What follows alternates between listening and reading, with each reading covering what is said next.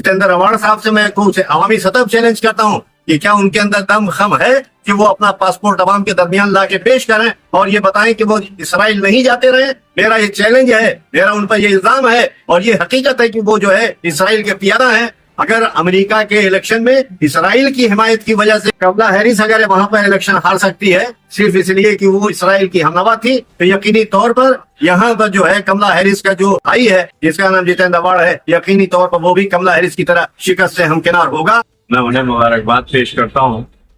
क्योंकि यहाँ आने के बाद जिस तरह की फिजा जो नजर आई वो ये वाज़ेह तौर पर इस बात का ऐलान कर रही है कि इंतखाबात के नताइज तो 23 को आएंगे, लेकिन आज ही इस बात का एहसास हो रहा है कि यहाँ से नजीब मुल्ला इंशाअल्लाह बड़ी कसरत के साथ जीत करके विधानसभा में जाने का काम करेंगे। यहाँ पर जो एमएलए साहब हैं उन्होंने जो है झूठ का पुलंदा उनका रहा है। अब आज की तारीख में यहाँ की आवाम उससे वाकिफ हो गई है कि मामूली से कब्रिस्तान के मामले में उन्होंने लोगों को यहाँ उलझा के रखा, न कोई ढंग का यहाँ तालीमी इदारा वजूद में आया। स्कूल से लेकर कॉलेज तक कहीं एजुकेशनल इंस्टीट्यूशन कोई कोशिश नहीं है। हेल्थ के लिए कोई सरकारी अस्पताल नहीं, सरकारी अस्पताल भी था तो उसको प्राइवेट अस्पताल में उन्होंने करवा दिया। यहाँ जो है हर तरह की बदहाली है और नशे की लानत से ये शहर जो है इस वक्त जो है बड़ी बुरी तरह से जूझ रहा है। ऐसे में नौजवान क़यादत नजीब मुल्ला साहब की शक्ल में जो सामने आई है उभर करके, इंशाअल्लाह वो यकीनन कामयाब होंगे। और इन्होंने यहाँ पर इलेक्शन से पहले ही इन्होंने जो है अपने जो है रंग अपने असरात दिखाए और 180 करोड़ से जायद का सरमाया स्टेट गवर्नमेंट से सैंक्शन करा के मुमरा कलवा के डेवलपमेंट में वो फंड ला करके यहाँ देने का काम किया है। यहाँ आपको बताता चलूं कि अजीत दादा पवार ने अकलियतों की फलाह बहबूद के लिए कम से कम यहाँ जैसे मौलाना आजाद फाइनेंशियल कॉर्पोरेशन का फंड जो 100 करोड़ का पहले हुआ करता था उसको 1000 करोड़ का करने का काम किया। उन्होंने ये कहा कि हम मुसलमानों को इख्तदार में हिस्सेदारी उनकी आबादी के तनासुब से देंगे, तो 10% सीट उन्होंने देने की बात की थी। यहाँ हमारी पार्टी ने 55 इलेक्शन 55 उम्मीदवार उतारे, उसमें 5 उम्मीदवार जो है सबसे ज्यादा पॉलिटिकल पार्टीज में नुमाइंदगी देने का काम एनसीपी ने किया है। यहाँ अगर एनसीपी की तरफ से आप देखेंगे, दादा ने कहा कि अगर हमको सियासी ताकत इतनी मिल जाती है तो हम यकीनी तौर पर महाराष्ट्र में मुसलमानों को 5% रिजर्वेशन देने का काम करेंगे। दादा ने इसी तरह ऐलान किया कि साहब मुसलमानों की जो कब्रिस्तान है और जो उसका इंक्रोचमेंट वगैरह जगह जगह पर देहातों में यहाँ होता है उसके लिए फंड सैंक्शन और एलोकेट करने का काम दादा ने किया। अगर आप चले जाएं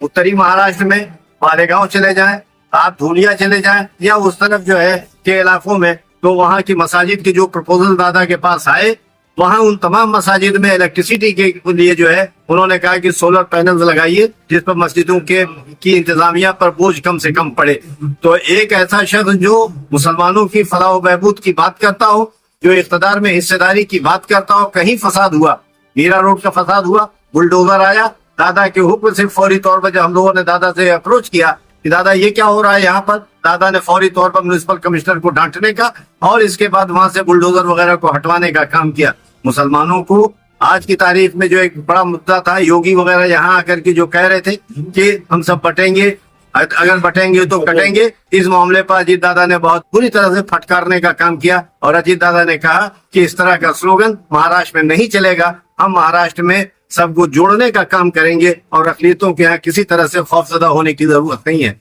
इन तमाम बातों की वजह से यकीनी तौर पर वो इस बात के मुस्तहक हैं कि मुसलमान अजीत पवार के साथ खड़ा हो, उनको कुव्वत बख्शने का काम करे, जिससे कि वो अपनी ज़ुबू हाली, अपनी बदहाली, अपनी परेशानी को तरक्की की शक्ल में बदल सके और उसके अंदर भी एतमाद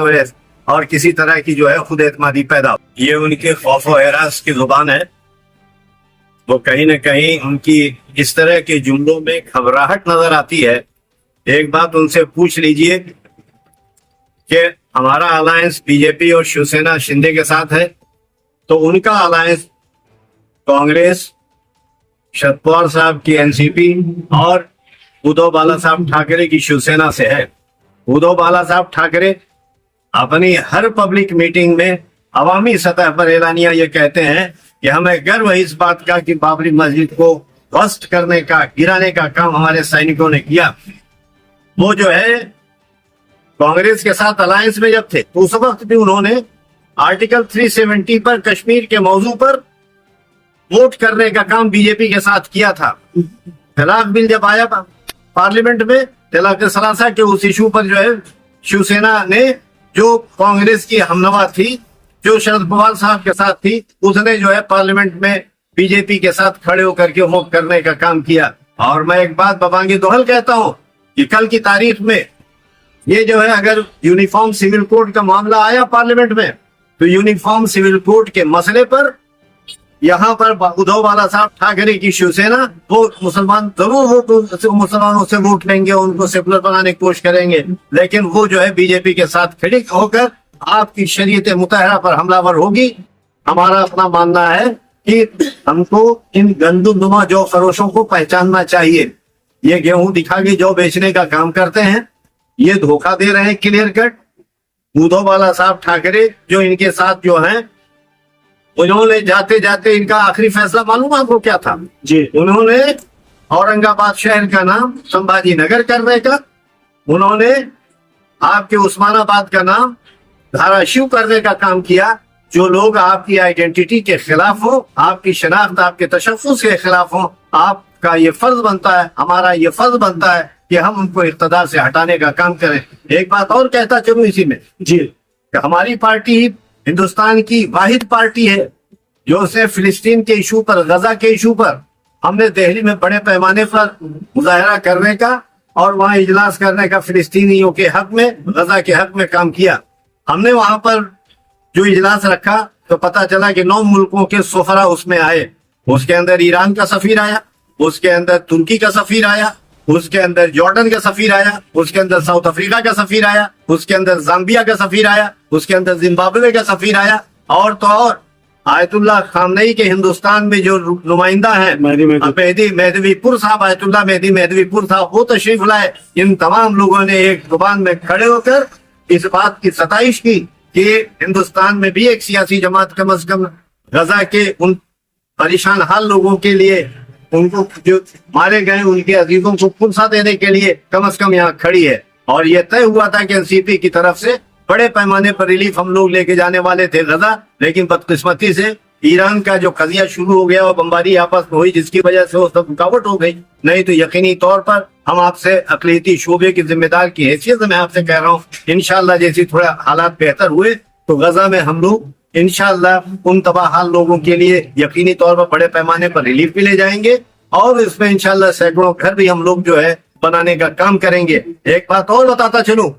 जितेंद्र अवार्ड साहब से मैं कुछ अवामी सतह चैलेंज करता हूं कि क्या उनके अंदर दम खम है कि वो अपना पासपोर्ट अवाम के दरमियान ला के पेश करें और ये बताएं कि वो इसराइल नहीं जाते रहे। मेरा ये चैलेंज है, मेरा उन पर ये इल्जाम है, और ये हकीकत है कि वो जो है इसराइल के पियादा हैं। अगर अमेरिका के इलेक्शन में इसराइल की हिमायत की वजह से कमला हैरिस अगर वहां पर इलेक्शन हार सकती है सिर्फ इसलिए कि वो इसराइल की हमनवा थी, तो यकीनी तौर पर यहाँ पर जो है कमला हैरिस का जो यहाँ पर उसका जो भाई है, ये जिसका नाम जितेंद्र अवार्ड है, यकीनी तौर पर वो भी कमला हैरिस की तरह शिकस्त से हमकिनार होगा। हमारे न्यूज चैनल्स को सब्सक्राइब करें, लाइक करें, कमेंट्स करें, शेयर करें और घंटी का बटन प्रेस करें ताकि आने वाली हर वीडियो और अपडेट्स की नोटिफिकेशन आप सभी को मिलती रहे। जय हिंद, जय महाराष्ट्र।